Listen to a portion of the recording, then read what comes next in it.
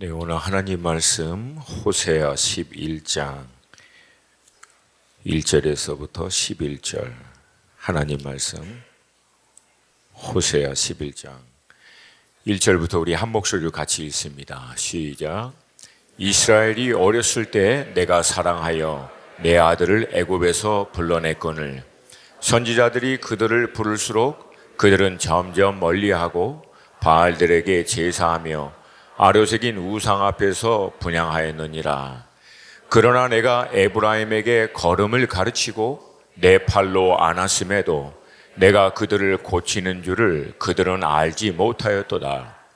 내가 사람의 줄 곧 사랑의 줄로 그들을 이끌었고 그들에게 대하여 그 목에서 멍에를 벗기는 자같이 되었으며 그들 앞에 먹을 것을 두었도다.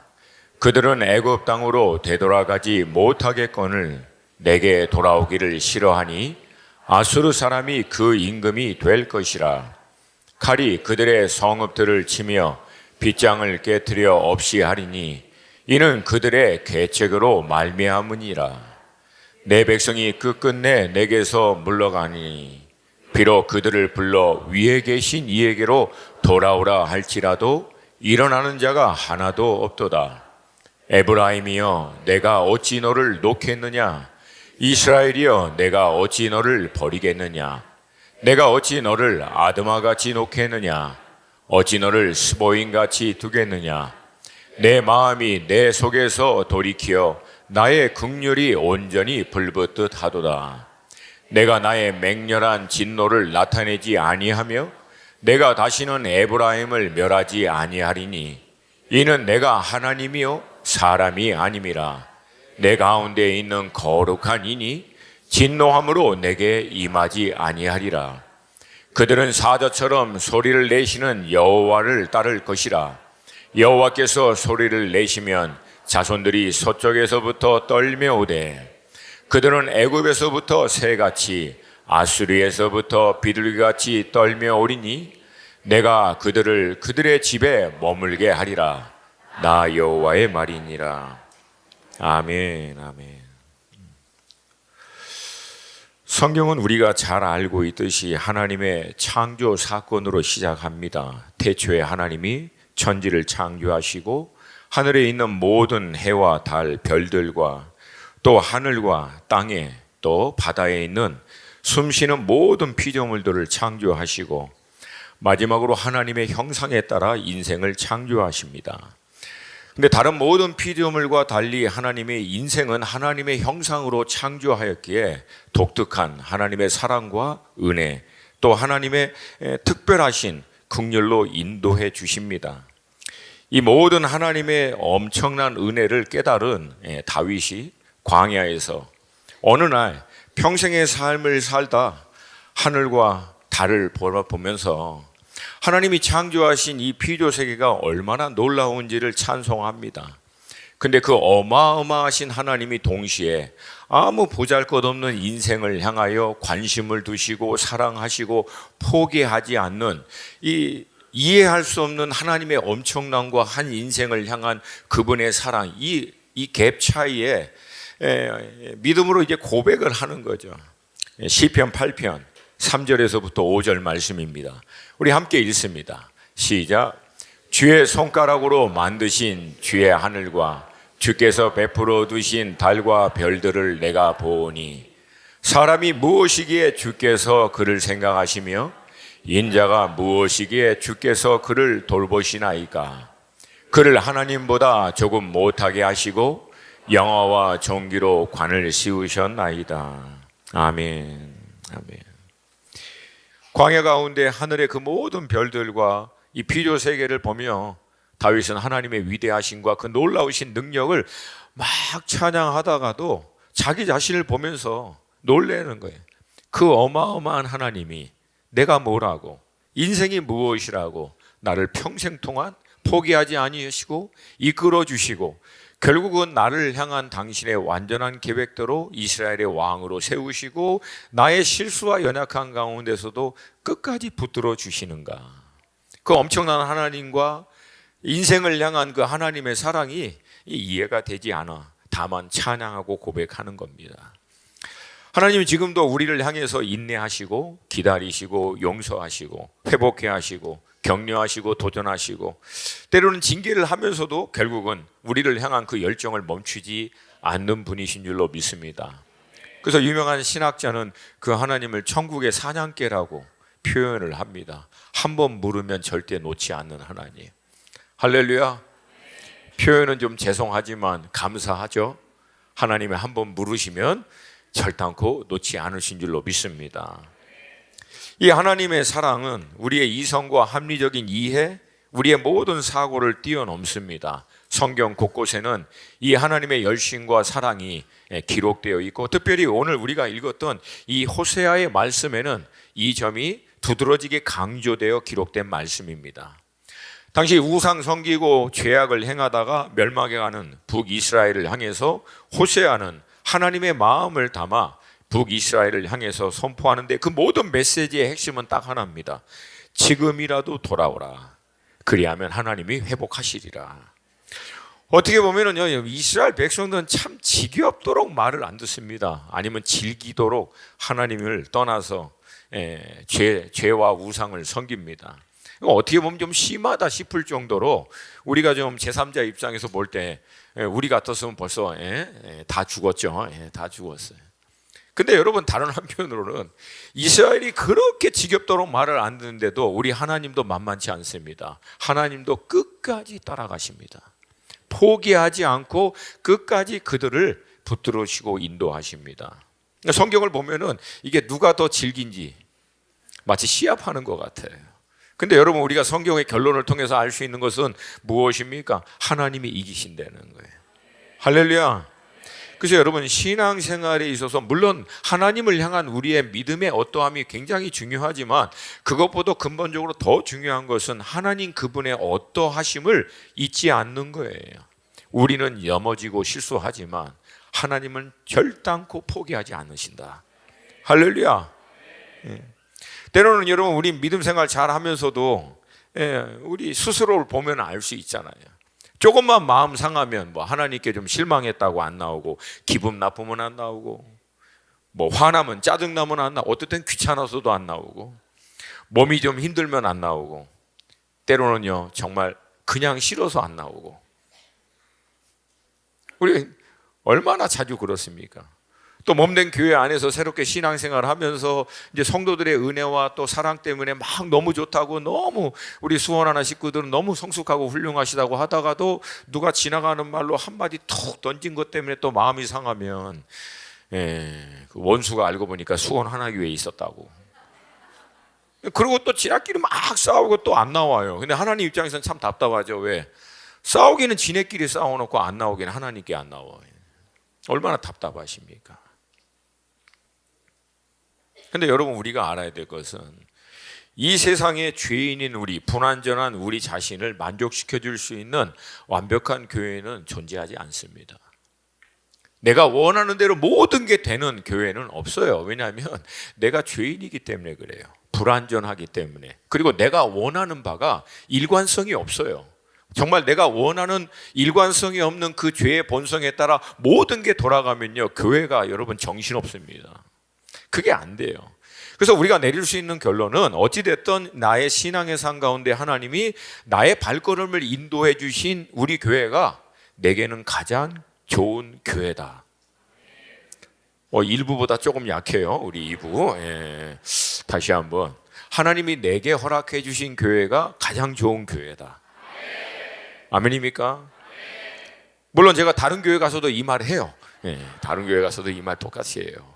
그러니까 결국은 다 불완전합니다. 우리 의롭다함을 받아 하나님의 사랑을 받는 자녀이긴 하지만 여전히 우리 안에 있는 육신의 연약함과 이 죄의 본성이 남아있기 때문에 어려운 과정들이 있어요. 근데 하나님의 섭리는 그런 우리를 함께 모아 철을 날카로운게 한 것 같이 우리를 그렇게 부딪히고 힘들어하는 과정을 통하여 그리스도 예수의 장성한 분량으로 온전하게 만드신다라고 하는 거예요. 공동체 안에서, 몸 안에서.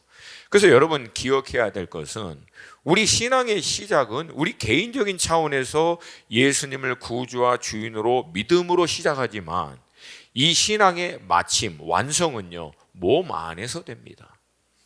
그러니까 몸인 교회 공동체를 떠나 계속 방황하는 사람은 그리스도 예수의 성숙함을, 온전함을 절대 이룰 수 없습니다. 그게 공통적인 특징이에요. 그래서 여러분, 가장 지혜로운 자들은 좀 힘들고 어렵지만 그 과정을 통해서 하나님이 나에게 어떤 훈련을 시키고 어떤 성숙함을 이루기를 원하시는지를 지혜롭게 발견하여 거기에 반응하면 나머지는 주께서 역사하여 주실 줄로 믿습니다. 할렐루야. 그런 의미에서 우리의 좌우에 계신 지체들에게 주님의 이름으로 사랑합니다. 당신이 있어서 교회가 너무 아름답습니다. 아니, 웃으면서 하세요. 웃으면서. 당신이 있어서 교회가 너무 아름답습니다. 참. 다시 한번 믿음으로 하나님이 내게 허락하신 교회가 가장 아름다운 교회인 줄로 믿습니다. 우리의 이런 연약함에도 불구하고 하나님은요, 우리식으로 표현하면 짜증 나셔도 포기하지 않으시죠. 화가 나셔도 인내하시고, 지칠 수 있죠. 왜 안 지치겠습니까? 하나님도 감정을 갖고 계신 분인데, 그런데도 여전히 우리를 붙들고 계세요. 하나님 마음이 상하신 적이 있으실까요? 없으실까요? 있어요? 없어요? 때로는 성도님들이 하나님께 따지잖아요. 내 마음을 아냐고. 하나님도 얘기해요. 너는 그러면 내 마음 아냐? 지난 수천 년 동안 너보다도 더 버라이어트한 인생들과 씨름하는 가운데 만신창이가 된 내 마음을 너는 아느냐? 하나님 얼마나 마음이 상했겠어요. 자기 형상으로 창조하여 존귀하게 만들었는데 그 하나님을 떠나 유리방황하듯 우상석이고 죄악을 행하는 그들을 끝까지 붙드니, 때로는 그들로 인해서 하나님의 영광스러운 이름이 바닥에 떨어지는 한이 있더라도 하나님 지금도 붙들고 계세요. 이 시대의 교회로 인해서, 여러분 교회로 인해서 주님의 이름이 욕먹잖아요. 근데도 여러분 주님 교회를 포기하십니까? 안 해요. 끝까지 붙들고 계세요. 그러면서 주님이 여전히 하시는 말씀은 그래도 돌아오라는 거예요. 그러면 다시 회복하리라. 이 하나님의 열심이 오늘 우리 10년 가운데 풍성하게 인쳐지는 그런 시간 되시기를 주님의 이름으로 축복합니다. 호세아 선지자는 조금 우리에게 낯설어요. 근데 호세아 선지자는요, 이사야 선지자와 동시대 인물입니다. 이사야는 남왕국 유다에서 사역을 했고 호세아는 북왕국 이스라엘에서 사역을 하던 분이십니다. 근데 호세아 선지자가 사역하던 이 당시가 약간 좀 이해하기가 어려운 좀 그런 때인데, 그 이유는 우리가 알다시피 북왕국 이스라엘의 여로보암 왕에서부터 마지막 므낫세 왕까지 202년, 제가 알기로는 208년 그 정도의 역사를 갖고 있는데 모두가 악한 왕입니다. 근데 그 가운데서 가장 악한 왕은 아합과 이세벨이 통치하던 때고, 두 번째는 호세아가 사역을 하던 여로보암 2세가 통치하던 때입니다. 근데 이 여로보암 2세가 통치하던 때가 이게 왜 이게 이해하기가 어렵냐면, 그렇게 악한 왕인데도 불구하고 북왕국 이스라엘은 이때 가장 부강한 나라가 됩니다. 너무 잘 사는 거예요. 근데 그때 한복판에 갑자기 호세아가 나타나서 지금이라도 회개하고 하나님께 돌아와라. 그러면 하나님께서 긍휼히 여겨주시라. 이 말씀을 하니까 북왕국 이스라엘이 이게 이해가 귀뚱으로도 안 듣는 거예요. 왜? 지금 뭐 문제가 없는데 뭘 돌아와, 뭘 회복해, 이런 식인 거예요. 안타깝게도 여러분, 호세아 선지자가 선포하던 때가 755년이고 북왕국 이스라엘은 722년에 멸망합니다. 그러니까 호세아가 선포하고 난 다음에 채 30년 지나서 결국 멸망하는 거예요. 그러니까 멸망이 임박한 것을 알고 있는 호세아가 하나님의 마음을 가지고 아무리 얘기해도 못 듣는 거예요. 왜? 당장 괜찮거든. 이게 사실은 지금 이 시대를 살고 있는 우리의 모습과 사뭇 흡사합니다. 여러분, 우리가 잘못해도 괜찮은 거는 그냥 괜찮은 게 아니라 여전히 우리를 기다리시고 긍휼히 여겨주시는 하나님의 은혜인 줄로 믿습니다. 그래서 하나님이 호세아에게는 좀 메시지를 강하게 좀 주기 위해서 좀 우리의 어떤 생각으로는 도저히 이해가 할 수 없는 그런 특별한 부르심을 주는 거예요. 그것은 호세아에게 몸을 파는 부정한 여인을 아내로 삼아 가정을 이루게 합니다. 그리고 뭐 뻔하죠. 이 여인이 어떻게 할 거라는 것을. 몇 번이고 부정한 짓을 행해서 호세아를 떠나 다른 남자로 살고 있는 그를 오히려 값을 지불하여 다시금 회복하여 데리고 와서 나와 더불어 같이 살자, 이거를 반복해서 합니다. 그거를 북왕국 이스라엘이 다 보는 거예요. 근데 이걸 통해서 하나님이 북왕국 이스라엘 백성들에게 주고자 하는 메시지는 하나예요. 지금 북왕국 이스라엘과 하나님의 이 관계가 정확히 호세아와 그의 아내의 관계라는 거예요. 그러니까 너희들이 지금 잘 되고 있는 것은, 편안한 것은 너희들이 아니라 하나님이 여전히 인내하고 긍휼하고 기다려 주시는 것이기 때문이다. 이것을 그들로 마치 시청과 교육하듯 눈에 보게 하신 거라는 거예요. 그러면서 계속해서 더 선포되는 말씀은, 그러므로 지금이라도 회개하고 돌아오라. 오늘 본문은 우리가 알고 있는 대로 이스라엘이 400년 동안 애굽에서 큰 민족을 이루어 나와 시내산에서 하나님과 언약을 맺는 것을 배경으로 시작합니다. 우리가 알고 있는 대로 하나님이 시내산에서 모세를 대표로 하여 이스라엘과 언약을 맺습니다. 그 언약의 골자는, 이제부터 나는 너희들의 하나님이 될 것이고 너희들은 나의 백성이 될 것이다. 좀 더 풀이하면, 너희들이 이제부터 나 야훼만이 유일한 하나님인 것을 믿고 섬기면 내가 너희 이스라엘 백성들 책임지겠다는 거예요. 이게 그리스도 예수 안에서 신약 시대를 살고 있는 우리들에게도 동일한 언약입니다. 너희들이 예수 그리스도를 믿고 이제 예수 안에 있는 진리의 말씀을 쫓아 하나님의 백성, 자녀답게 살면 내가 너희들의 인생을 여호와 이레가 되는 나 여호와가 예비한 그 완전하고 풍성한, 가장 선한 그 삶으로 인도해 주시겠다라고 하는 거예요. 할렐루야. 그리고 이 언약 안에 있는 백성답게 살 수 있도록 하나님이 이스라엘 백성들에게 세 가지를 주세요. 첫 번째가 십계명을 골자로 한 율법의 말씀입니다. 그리고 그 율법의 말씀의 중심에는 이들에게 하나님이 그 안식일 제도를 주세요. 그러니까 예수님이 안식일을 자꾸만 범하니까 바리새인과 서기관들이 거기에 대해서 대뜸 이렇게 좀 화를 낸 게, 바로 모든 율법과 말씀의 중심이 안식일이 있거든요. 근데 하나님이 이 율법의 말씀을 주신 이유는, 이제부터 너희들은 뭐 내가 시키는 대로만 해, 이렇게 일종의 컨트롤하거나 강압적으로 하기 위해서 주신 것이 아니라, 인생을 창조하시고 이 세상을 다스리고 통치하신 하나님께서 어떻게 인생이 가장 풍성하고 또 완전한, 또 선한 삶으로, 행복한 삶으로 나아갈 수 있는지를 아시고 그 길로 인도하는 지침서로, 그 길로 인도하는 원리를 가르쳐주기 위해서 이 말씀을 주신 줄로 믿습니다. 그러니까 여러분, 가장 다 포용할 수는 없지만 가장 쉽게 이 말씀을 이해하는 방법이 뭐냐면, 여러분 만약에 수원 하나교회를 처음 온다고 할 때 여러분 내비 찍고 내비 인도에 따라 도로 표지판 보고 따라오잖아요. 말씀이 그거와 똑같다라고 하는 거예요. 하나님이 우리를 위하여 예비하신 여호와 이레의 삶, 가장 완전하고 풍성한 그 은혜의 삶을 따라가기 위해선 마치 도로 표지판과 내비게이션의 음성을 듣고 따라가는 것 같이 이 말씀의 음성과 인도하심을 따라가야만 거기를 갈 수 있다라고 하는 거예요. 아멘입니까? 그리고 이 과정을 통해서 가장 말씀이 우리에게 주고자 하는 것은 여호와 하나님을 아는 거예요. 그 하나님을 아는 데서 자라게 하여 우리가 믿고 있는 대상이신 하나님이 어떤 분이신지를 명확하게 날마다 기억하는 거예요. 말씀 앞에 서면서. 왜? 하나님을 놓치면 우리는 눈에 보이는 것에 따라 살 수밖에 없기 때문에, 눈에 보이는 물리적인 시공간 안에 만져지는 것에 살다 보면 사람들은요 거기에 기울여지고 쏠리게 되어 있거든요. 그때마다 말씀 앞에 나와서 눈에 보이는 이 모든 것이 아니라 그 모든 것 위에 계신 하나님이 이 땅의 모든 주체이시고 그분이 삶의 중심이 되어야 된다라고 하는 것을 말씀 앞에 나아가면서 날마다 기억하는 거예요. 할렐루야. 그리고 그 하나님 안에 내가 누구인지, 그 하나님의 택하신 백성으로서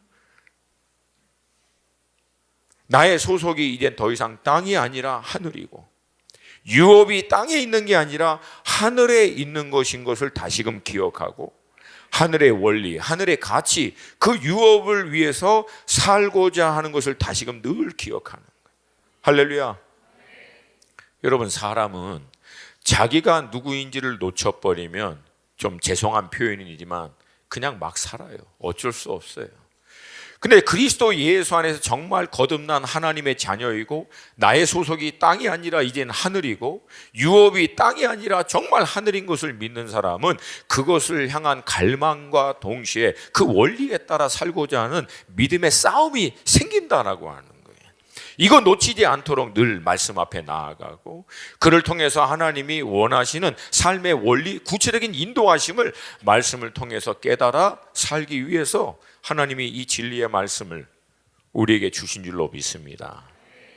두 번째, 하나님이 이스라엘 언약 안에 있는 백성들에게 주신 것은 제사의 제도입니다. 죄인인 그들이 동물의 희생 제사를 통해서 잠시 일시적으로 의롭다함을 받아서 하나님 앞에 나아가 영적으로 하나님과 교통하고, 이스라엘 백성들은 찬양과 경배를 드림으로 말미암아 성경에 기록되어 있는 말씀처럼 이스라엘의 찬송 가운데 거하시는 여호와, 저들의 예배와 찬송 가운데 하나님이 임하시는 거예요. 그리고 하나님이 다시금 말씀하시는 거예요. 다시금 쉐마 이스라엘, 그 음성에 듣고 이스라엘 백성들이 하나님의 음성 앞에 다시금 정렬하는 시간, 믿음으로 반응하는 시간, 이게 결국은 이 제사거든요. 우리에게는 그리스도 예수로 말미암아 이제 더 이상 희생 제사가 아니라, 이 제사는 결국 2000년 전 십자가 위에서 우리 죄를 위하여 피 흘려 죽으신 예수 그리스도를 예표하는 줄로 믿습니다. 그분은 단 한 번으로 의로운 제사로 자기 몸을 드림으로 우리는 더 이상 제사를 드릴 필요가 없이 예수의 공로를 의지하여 의롭다함을 받아 언제든지 하나님 앞에 담대히 나아갈 수 있는 자녀됨의 권세가 있는 줄로 믿습니다. 이 권세를 가진 하나님의 자녀들이 함께 시간과 장소를 정해서 하나님 한 분을 예배하고 경배하고 찬양할 때, 그게 영과 진리의 예배가 될 때 하나님은 동일하게 그 예배와 창상하는 장소 가운데 임하셔서 하나님 당신을 나타내어 주시옵시고 또 말씀하여 주시는 줄로 믿습니다. 그러니까 설교라고 하는 것은 구약에서 하고 있는 거하고 똑같은 거예요. 하나님을 예배하는 회중 가운데 하나님이 임하시고 말씀하셨거든요. 그 말씀을 이제는 당신의 종인, 기름 부음 받은 종을 통해서 대신 말씀할 때 회중들이 함께 그 말씀 앞에 믿음으로 반응함으로 말미암아 하나님의 의중과 뜻에 동의하는 거예요. 할렐루야. 순복하는 거예요. 그러면 그때 하나님은 기쁨 가운데, 영광 가운데 당신의 임재를 나타내시고 만져주시고 역사하실 때 우리 영이 새로워지고 우리의 심령이 치유가 되고 영적인 돌파가 일어나고 하나님의 놀라운 사랑을 경험하게 되고. 이렇게 아멘이 약해요. 우리 이분은 답답하네. 다시금 처음부터 다시 한번 놀라운 돌파가 일어나고 심령의 회복이 일어나고 영적인 놀라운 계시들이 임하게 되고 하나님의 말씀이 내 안에 실제가 되고 그분의 임재, 흐려졌던 임재가 내 안에 분명해지는 시간을 통해서 눈에 보이는 것이 아닌 하나님 중심으로 살아가는 것을 다시금 확인하는 시간, 이게 예배다라고. 마지막으로 하나님이 이스라엘 백성들에게 주신 것이 뭡니까? 성막을 세우도록 하신 거예요. 다른 모든 나라와 민족과 이스라엘의 유일한 구분점, 그것은 뭐예요? 하나님이 그들 가운데 거하신다는 거예요. 나중엔 이것이 성전이 됐고 이젠 예수 그리스도 안에서 하나님이 이제는 우리를 그분의 성전 삼아서 우리 안에 거하시는 줄로 믿습니다. 그래서 여러분, 믿고 있는 우리와 믿지 않는 자와의 유일한 구별점은 우리 안에 있는 임재입니다.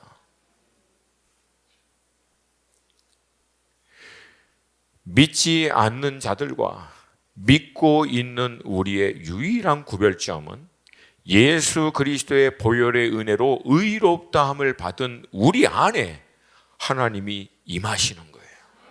함께 하시는 거예요. 할렐루야. 그리고 그 하나님의 뜻에 순복할 때마다 우리의 삶의 실제적인 현장 가운데 살아계신 하나님의 임재가 나타나는 거예요. 그때 아브라함에게 아비멜렉과 비골이 언약을 맺자고 나오는 역사가 일어나고 이삭의 산 가운데 하나님의 임재와 역사를 통해서 주변에 있는 사람들이 결국은 인정할 수밖에 없는 일들과 똑같이 이 시대에도 그 하나님의 임재 앞에 우리가 온전히 다스림을 받고 순종할 때마다 그분의 그 임재가 우리의 실제적인 삶의 현장 가운데 나타내므로 세상과 우리가 구별된 것을 나타낸다라고. 그런 여러분 되시기를 주님의 이름으로 축복합니다. 근데 안타깝게도 이스라엘은요, 이거 다 깨트려 버립니다.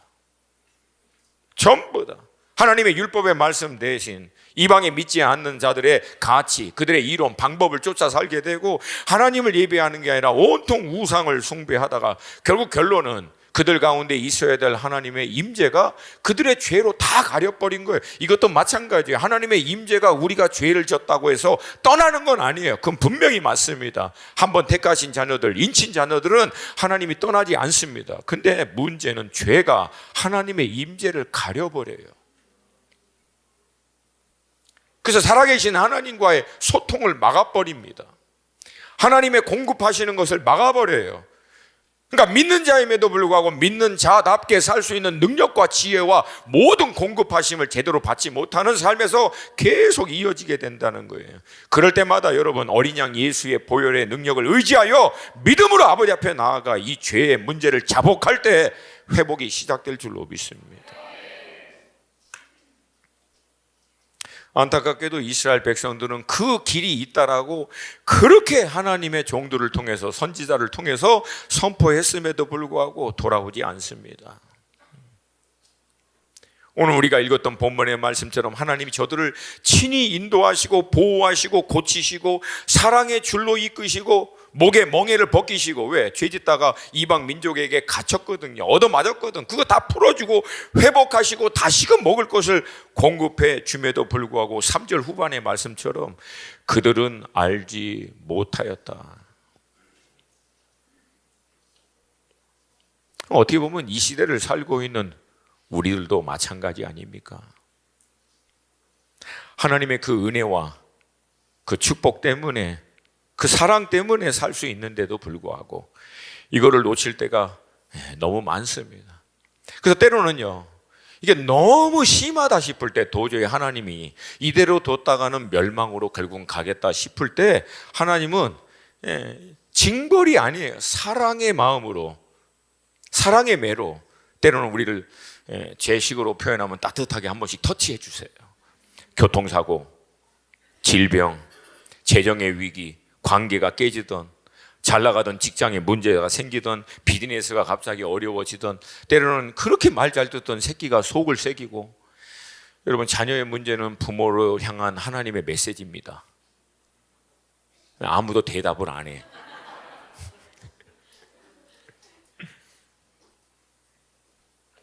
그럼 이제 질문은, 왜 이렇게 우리는 도대체 하나님의 음성을, 이 말씀을 듣고 따라가지를 않는가? 그 이유를 6절이 다음과 같이 기록하고 있습니다. 우리 6절 말씀 시작. 칼이 그들의 성읍들을 치며 빗장을 깨뜨려 없이 하리니 이는 그들의 계책으로 말미암으니라.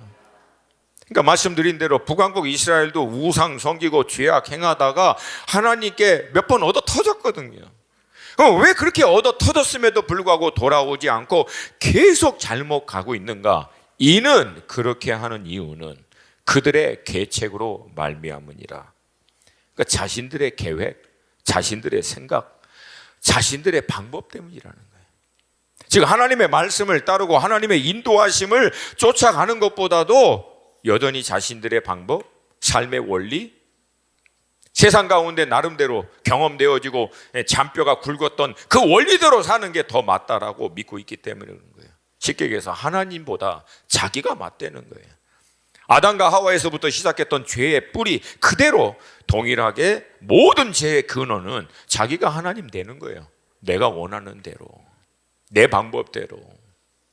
아무리 하나님이 인생을 창조하시고 우리를 우리보다 더 잘 아셔서 이게 사는 길이고 이게 풍성한 길이고 이게 비로소 참 안식을, 기쁨을 누릴 수 있는 길이다라고 말을 해도 여전히 듣지 않는 거예요. 그리고 하나님을 떠나 나간 이 세상의 사람들이, 또 그 뒤에서 역사하는 어둠의 권세, 사단이 만들어 놓은 세상이라고 하는 구조, 시스템, 가치, 이론, 사상, 그들의 모든 학문, 유행을 통해서 만들어 놓은 그 틀 안에 사는 게, 그리고 그 방법대로 사는 게 더 맞다라고 하는 거예요. 그러니까 여러분, 이것도 믿음입니다. 하나님의 진리의 말씀과 인도하심을 쫓아 사는 것이 맞다라고 하는 것도 믿고 따라가는 것처럼, 그게 아니라 이 세상에 통용되고 있는 가치와 방법대로 사는 것이 사실 실질적인 삶에서는 이게 더 맞다라고 믿는 거예요. 이건 믿음입니다.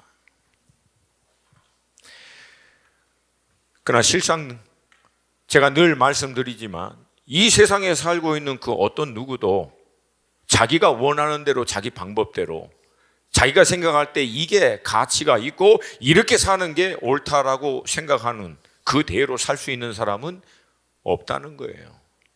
왜? 태어날 때부터 우리가 그 가치를 갖고 있었습니까? 그 기준을 갖고 있었냐고? 아니에요. 하나님을 대적하여 일어난 이 세상의 공중 권세 잡은 자들이 사람의 그 죄의 본성에 따라 만들어 놓은 세상이라고 하는 구조와 시스템 안에 교육이라고 하는, 학습이라고 하는 이름으로 만들어 놓은 모든 이론과 사상과 가치, 유행, 그 안에서 우리가 좋게 얘기하면은 교육받은 대로, 좀 안 좋게 표현하면은 거기서 길들여진 대로 끌려가면서 사는 거예요. 미혹돼서 사는 거라고. 거기에서부터 자유케 하는 게 복음인 줄로 믿습니다. 할렐루야. 할렐루야. 내 마음대로 살고 싶어요 얘기하지만 내 마음대로 살 수 있는 인생은 지구상에 단 한 영혼도 없어요. 길들여진 대로 살고 있는 거지. 미혹돼서 그게 맞다라고 착각하고 살고 있는 거죠. 거기서부터 나오는 게 복음의 진리인 줄로 믿습니다. 안타까운 것은 뭐 안 믿는 사람들이야 할 수 없지, 뭐 그런다고 할지라도 예수를 자신의 구주와 주인으로 믿고 신앙생활을 나름대로 하고 있다라고 하는 분들도 아직도 이 부분에서 정확하게 매듭을, 이게 뭐라고 얘기할까요? 이거 좀 강한 표현을 좀 하고 싶은데 말이 떠오르지가 않네. 이거 좀 정리하시라고요, 좀 제발.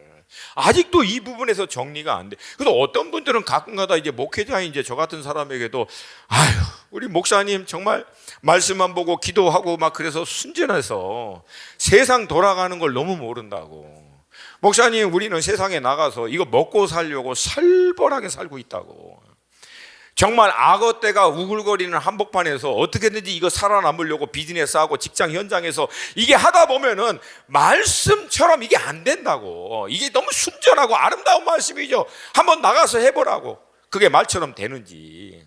그러면서 저희들에게 막 이렇게 조언을 해주시는 분들이 가끔가다 계세요. 근데 여러분, 저도 만만치 않잖아요. 저도 그분들에게 얘기합니다. 아니, 그러면 당신이 생각할 때 우리 이쪽 영역은 만만한 줄 아냐? 우리도 살벌해. 이제는 유튜브까지 나와가지고 난다 긴다 웬만한 분들 영상이랑 말씀이 다 올라와가지고 우리도 이제 무한 경쟁 시대에 들어가고 있어.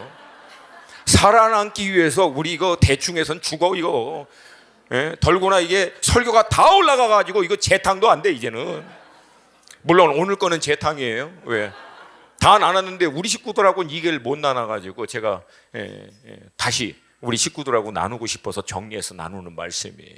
여러분, 이거 있을 때 여러분 목회자 입장도 마찬가지예요.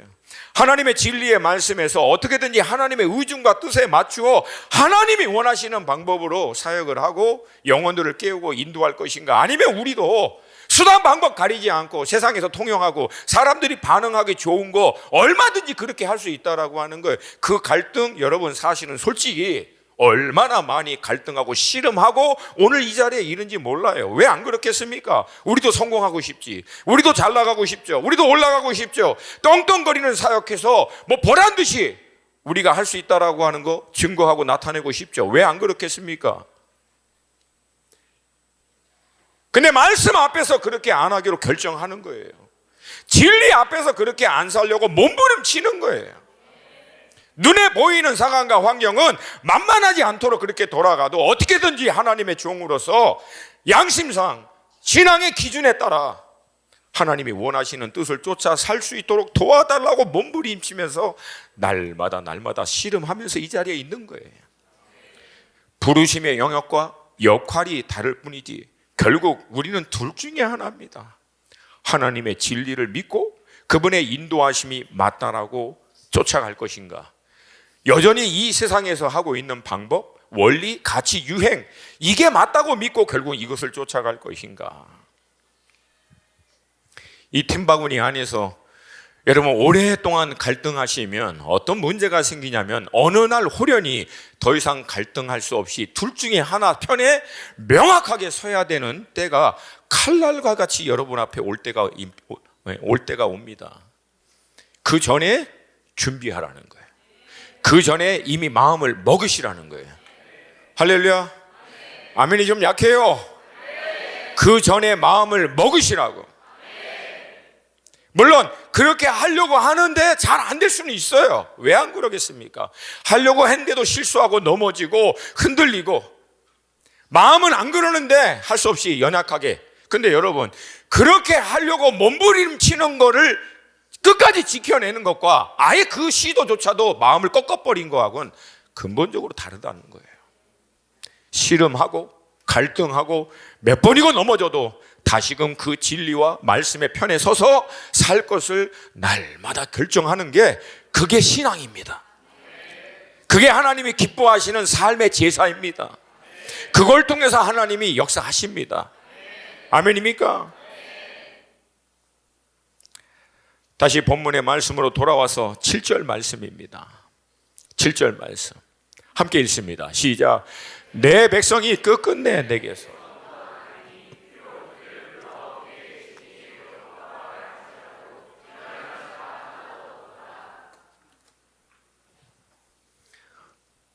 안타깝게도 북한국은 하나님이 그렇게 기다리시고 긍휼을 베풀어 주셨음에도 불구하고 오늘 본문의 이 말씀의 뉘앙스가 느껴지십니까? 하나도 없도다. 하나도. 일어나 내 말을 듣고 돌아오는 자가 하나도 없도다. 하나님의 마음이 얼마나 아프시고 또 어떻게 보면 공의의 하나님의 입장에서는 분노할 수밖에 없겠습니까? 그럼 여러분, 이 수준까지 됐으면 결국은 하나님이 심판을 해야 됩니까? 안 해야 됩니까? 대답은 하기 싫죠? 머리는 알겠는데. 근데 여러분, 솔직히 객관적 입장에서 볼 때 이렇게까지 했는데도 불구하고 안 돌아오면 치는 게 맞아요? 안 맞아요? 계속 대답을 안 하시죠, 여러분? 이건 하나님의 공의의 관점에서 볼 때라도 이건 하나님이 심판을 할 수밖에 없어요.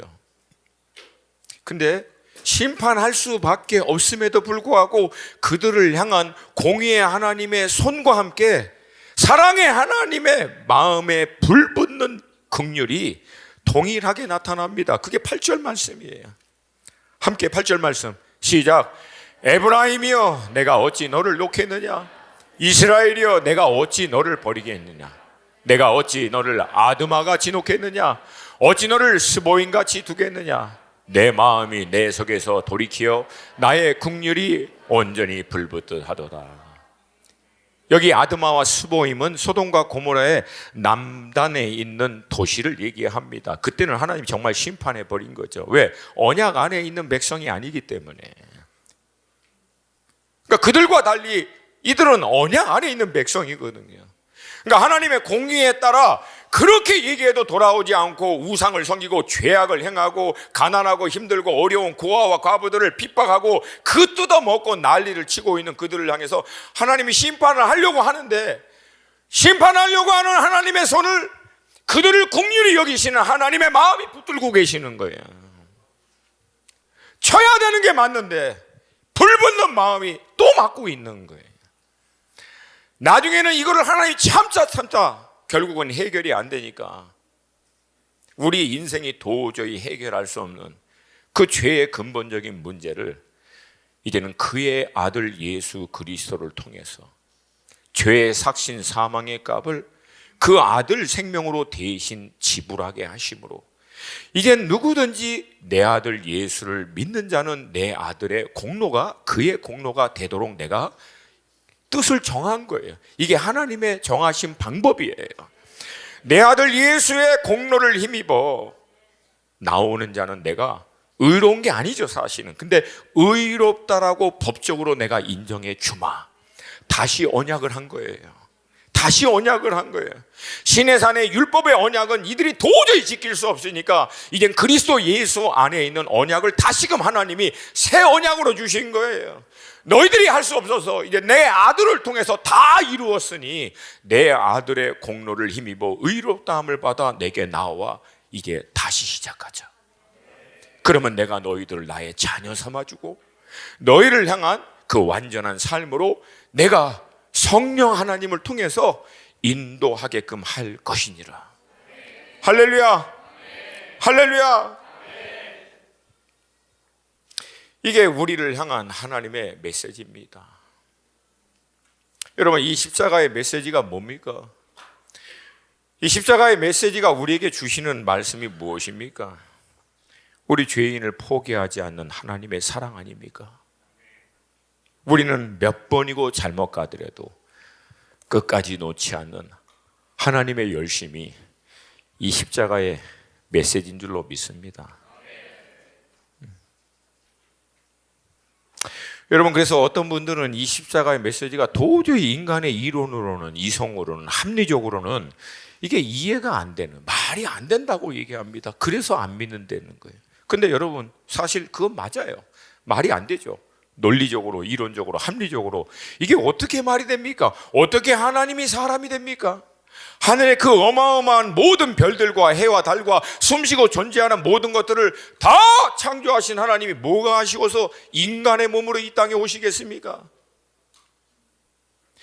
우리가 보편적으로 이해하고 있는 합리적인 기준으로 이게 말이 됩니까? 전혀 말이 안 되죠. 근데 그게 복음이라는 거예요. 그렇게 오신 하나님이 우리 인생을 뭐가 아쉽다고 위하여 십자가에 자기 생명을 내어주십니까? 그것도 의롭고 잘 사는 사람들이 아니라 하나님을 떠나 우상을 섬기고 죄악을 행하고 때로는 하나님을 향해서 비아냥거리고 조롱하고 있는 그 인생이 뭐가 귀하다고 그 인생을 위해서 우리가 아직 죄인 되었을 때 우리를 위하여 자기 아들을 내어주심으로 말미암아 우리를 향한 하나님의 사랑을 확증을 이걸 어떻게 해주십니까? 근데 그렇게 했다는 게 복음이에요. 그렇게 말도 안 되는 인생들이 복음을 믿고, 제 표현을 좀 용서해 주세요, 복음의 그 은혜라고 그 믿고 의롭다 하고 받아서 하나님 앞에 나오면 하나님은 어떻게 여기신다고 얘기했어요? 존귀하게 사랑받는 자답게 내 자녀와 같이 내 아들과 딸로 삼아주신다고 얘기하는 거 아니에요? 그리고 너무 아름답다고, 너무 귀하다고. 여러분, 우리도 이 하나님의 사랑을 경험하고 난 다음 나도 용서해야지. 그래서 평소 그 원수 하나님 용서합니다. 우리도 신용은 하잖아요. 근데 우리는 어떻게 합니까? 내가 용서는 하는데 다시는 내 눈앞에 띄지 말어. 옛날 생각이 막 떠오르니까. 근데 하나님은 다 용서해 줄 뿐만 아니라 의의 옷을 입혀주시고 너무 존귀하다고, 사랑스럽다고, 내 아들이라고, 내 딸이라고, 하늘의 그 모든 유업이 너의 것이라고. 이게 어떻게 말이 됩니까? 그리고 네가 그리스도 예수와 같이 영화롭게 될 때까지 내가 포기하지 않고 네 안에 너와 함께 할 것이다. 여러분, 이게 어떻게 제정신에서 된 거예요? 여러분, 저는 죄송스럽지만 My God is crazy. 제가 믿는 하나님 미친 거예요. 이건 어떻게 제정신으로 이렇게 할 수 있어요? 여러분, 이 말이 뭡니까? 여러분의 사랑하는 아들을 옆집 자식을 위해서 내어준 거예요. 그때 옆집 자식이 잘한 자식이 아니라 완전히 개차반 같은 자식을 위해서 의로운, 너무 사랑스러운 여러분의 자녀를 내어준 거예요. 그 새끼 살리겠다고. 여러분 중에 그렇게 할 수 있는 분 누가 있습니까? 만약에 그렇게 했으면 그게 제정신이겠습니까? 맞아요. 하나님 제정신 아니었다는 거예요. 왜? 미쳐버린 거야. 왜? 여러분과 나 때문에 미친 거라고. 여러분과 나 때문에 제정신이 아니라는 거예요. 왜? 그분의 형상으로, 그분의 모습으로 창조한 나는 저들을 결단코 포기할 수 없다는 거예요. 그게 십자가의 사랑입니다. 이게 무슨 논리예요? 사랑이 논리로 설명이 됩니까? 사랑이 합리적인 관점에서 이해가 됩니까? 이건 전혀 그런 차원이 아니에요. 왜? 우리가 갖고 있는 모든 사고와 이해, 합리적인 것을 다 뛰어넘는 어마어마한 하나님의 사랑이 그냥 부어버린 거예요. 우리가 할 수 있는 것은 받아들이는 거죠. 그리고 감사하고 찬양할 수밖에 없는 거예요. 이 하나님의 미친 사랑을 경험한 사람들은 여러분 다 똑같이 행합니다. 100년 전 대한민국이 조선이라고 하는, 조선을 여러분 서양 사람들이 뭐라고 표현합니까? 은자의 나라, 숨겨진 아무도 없는 조용한 아침의 나라. 굉장히 시적이고 멋있는 것 같지만 여러분 노골적으로 얘기하면 아무도 거들떠보지도 않고 찾아가지 않는, 그냥 묻혀있는 나라, 그 뜻입니다. 그 나라에 미국의 그 수많은 선교사와 유럽의 선교사들이 20대 초반 중반에 와서, 당시 여러분 선교사님들 평균 수명이 2년에서 3년입니다. 그 젊디 젊은 선교사들이 와서 조선에 와가지고 병으로 죽고 풍토병으로 죽고 굶어 죽고 영양실조로 죽고 태반이 그렇게 죽어나갔는데도 불구하고 끊임없이 이 나라에 오셔서 이 나라에 복음으로 말미암아 은자의 나라가 하나님의 생명을, 이 사랑을 경험한 나라로 바뀌었습니다. 이분들도 여러분 정신 나간 거죠. 메디컬 대학도 의사가 되고 교육과가 되고 그렇게 잘 나간, 여러분 동부에 그때 왔던 선교사님 대부분이 동부 아이빌리그 출신입니다. 졸업만 하면 중상위권을 시작할 수 있는 삶을 살 수 있는 사람들이 보지도 못하고 들어보지도 못한 조선 땅에 와서 수백 수천 명이 죽었습니다. 왜? 하나님의 사랑이 이들을 강권하여서. 여러분 그 사랑으로 여러분과 제가 이 자리에 있는 거예요. 할렐루야. 성경은 우리 하나님은 그래서 사랑이라고 얘기합니다. 하나님이 사랑이란 얘기는 사랑이 많아서 사랑해 주시는 분이 아니에요. 하나님 에센셜, 그분의 본질이 사랑이라는 거예요. 그리고 그 사랑이 우리의 삶을 붙들고 계시는 줄로 믿습니다. 그러므로 여러분, 이 하나님의 사랑으로 그냥 제식 표현으로 그냥 쑥 들어오세요. 그 좀 안 돌아가는 머리로 계산 그만하고 용서해 주세요. 아무리 따져봐도 해결 안 되는 그 생각 좀 내려놓고 하나님의 이 강권적인 사랑으로 들어오셔서 그 안에 거하시고 누리시고, 이 사랑의 법으로 주신 진리의 말씀에 따라 여러분의 삶을 정렬하여 가장 좋은 길로 인도하시는, 예비하신 그 풍성한 은혜를 누리시기를 주님의 이름으로 축복합니다. 우리가 너무 잘 아는 성경 구절 요한복음 3장 16절, 우리 함께 같이 큰 목소리를 읽습니다. 시작. 하나님이 세상을 이처럼 사랑하사 독생자를 주셨으니 이는 그를 믿는 자마다 멸망하지 않고 영생을 얻게 하려 하심이라. 아멘.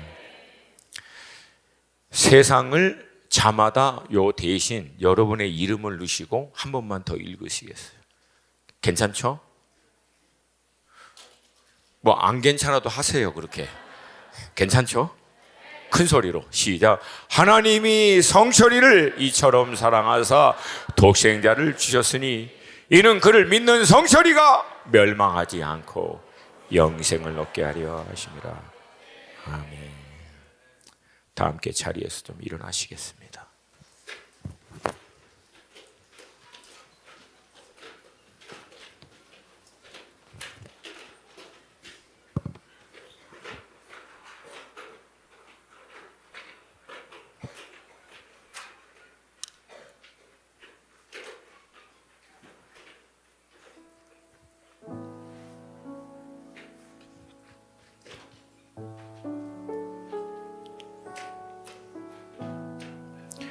우리가 알고 있는 대로 이 사랑에는요, 그 원리가 있습니다. 그 원리는 뭐냐면, 아무리 하나님이 일방적으로 우리를 사랑하기를 원하고 하나님의 축복과 은혜로 마음껏 역사해 주고 싶어도 우리 자신이 마음의 문을 열고 받아들이지 않으면 이 사랑과 은혜는 실제가 될 수 없어요. 마치 이 원리와 마찬가지입니다. 제가 제 아내를 보고 너무 사랑했거든요. 너무 아름답고 너무 귀하거든요. 근데 만약에 여러분 제가 이렇게 했다고 생각하십시오. 내가 이제부터 너 사랑할 거니까 내가 갖고 있는 걸 모든 걸 다 쏟아부어서 너를 행복하게 해줄 테니까 알았지? 여러분 이런 식으로 접근하면 사랑이 성립됩니까? 제가 아무리 제 아내를 사랑하고 제가 갖고 있는 모든 걸 쏟아부어서 너를 행복하게 해줄게 라고 해도 제 아내가 한 가지를 하지 않으면 할 수 없어요. 그건 뭡니까? 마음을 열고 제 사랑을 받아주는 거예요. 그래야 사랑은 성립됩니다. 그래서 요한계시록에서 볼지어다 내가 문 밖에서 문을 두드리노니 누구든지 내 음성을 듣고 문을 열면 나는 들어가 그와 더불어 먹고 그는 나와 더불어 먹을 것이다. 할렐루야. 결국 문을 열어야 하나님의 사랑이, 그 은혜가, 우리를 향한 그 모든 예비하신 것이 실제가 되는 줄로 믿습니다. 우리 성도님들 가운데 신앙생활을 할 때 가끔가다 이런 혼란을 갖고 계신 분이 계세요. 잘 이해가 안 간다고. 분명히 예수를 구주와 주인으로 믿어서 많은 부분에서 하나님의 은혜와 역사도 경험한데 어떤 특정한 영역과 부분에만 들어가면 그냥 무너지는 거예요. 다른 거는 다 괜찮은데 구체적으로 어떤 영역만 들어가면 안 되는 거예요. 여러분, 예수를 나의 구주와 주인으로 영접했다고 해서 내 삶의 모든 영역이 한꺼번에 바뀌는 게 아니에요. 이제 주님이 들어와 나와 더불어 먹는다는 얘기는 운명 공동체 함께 한다는 거예요. 그렇게 함께 하면서 이제 우리가 뭘 해야 되냐면 내 삶의 구체적인 영역마다 주님께 내려놓아야 돼요. 주님 간섭하시고 역사해달라고 요청하셔야 된다는 거예요. 그게 재정이든 관계든 여러분의 결혼이든 아니면 자녀 문제든 어떤 부분에 있어서든 간에 구체적으로 주님이 오셔서 역사할 수 있도록 열어드려야만이 그 영역 가운데 주님의 예비하심을, 그 은혜를 경험할 수 있게 된다. 그러니까 신앙이라고 하는 것은 주님을 온전히 받아들인 다음 이제 주님과 더불어 내 삶의 모든 영역을 살펴보는 거예요, 하나씩. 그러면서 그 영역마다 주님이 온전한 주인이 되고 다스리고 통치할 수 있도록 열어드리고 내어드리고 도우심을 구하고 주님의 주권을 인정하고 은혜를 구할 때 그 모든 것이 실제가 돼가는 것이 신앙의 여정인 줄로 믿습니다. 이 돌파가 있기를 축복합니다. 이 은혜가 있기를 축복합니다. 근데 전 세계 72억 인구 가운데 그것을 할 수 있는 유일한 사람은 여러분이에요. 나라고. 내 옆에 있는 사람도 못 해줘요. 도움을 줄 수는 있고 안내는 해줄 수 있어도 결국 그 마음의 문을 열어 주님이 삶의 실제가 되도록 할 수 있는 유일한 결정을 할 수 있는 사람은 나예요. 오늘 이 시간 이 메시지 앞에서 활짝 여시기를 주님으로 축복합니다. 주님이 임하셔서 내 삶의 주인 되어 주시옵시고 나를 향한 당신의 온전하신 뜻을 이룰 수 있기를 내가 원합니다. 갈망합니다. 좀 대답 좀 시원하게 좀 해주세요. 갈망합니다. 원합니다. 그런 분들은 두 손 들고 우리 조금 좀 짧지만 2, 3분만 주님의 이름 한번 부르고 간절히 기도합니다. 주여! 주여! 우리 사랑하는 성도님들 주님의 이름으로 축복합니다. 주님의 이름으로 축복합니다. 저들의 삶의 모든 영역마다 예수님 주인 되어주시옵시고 주의 완전하신 뜻을 이루시옵소서.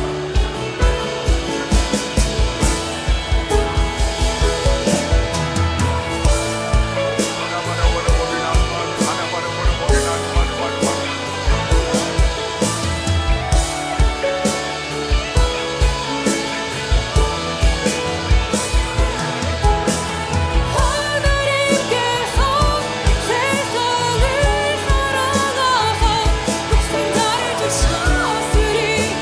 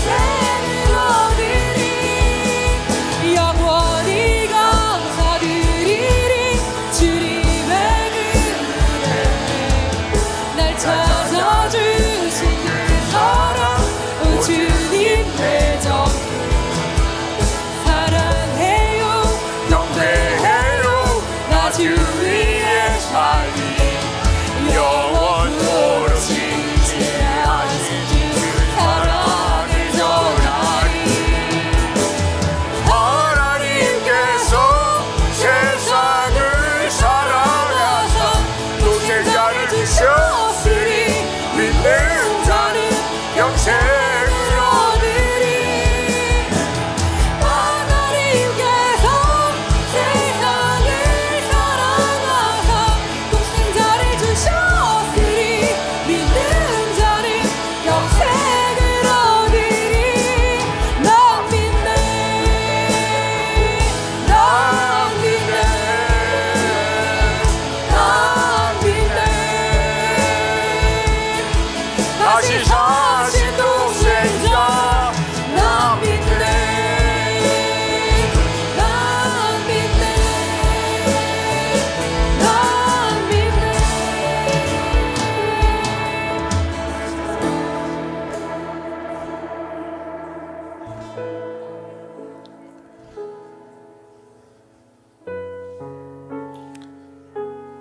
아버지, 우리에게 어린 양 예수 그리스도를 보내주셔서 우리가 할 수 없는 그 모든 죄의 삭슬 그 아들로 대신 십자가 위에 치루어 주심을 감사합니다. 믿습니다. 믿습니다. 누구든지 이 예수의 공로를 믿음으로 인정하는 자들에게는 하나님이 자녀된 권세를 주시옵시고 의롭다함을 주시는 이 놀라운 권세를 믿습니다. 죄와 사망의 권세를 깨뜨리고 부활하신 예수 그리스도를 소유한 자는 영생과 함께 하나님의 나라를 유업으로 받게 됨을 믿습니다. 이제 하나님의 나라를 유업으로 받을 자답게 살 수 있기를 갈망합니다. 들어오셔서 우리의 삶의 주인 되시고 다스리고 통치하여 주시옵소서. 그리스도의 사랑이 우리를 승리할 것을 믿습니다. 사랑이 우리를 이길 것입니다. 이 사랑이 우리의 삶을 결국은 온전하게 이룰 것을 믿음으로 고백합니다. 이제는 우리 주 예수 그리스도의 은혜와 아버지 하나님의 놀라우신 사랑과 성령의 교통케 하심이 이 사랑에 붙들려 이 사랑이 인도하는 하나님의 진리의 편에 서서 살기를 소원하는 우리 수원하나 모든 식구들 머리 위에 이제로부터 영원히 함께 계시기를 간절히 축원드리옵나이다. 아멘.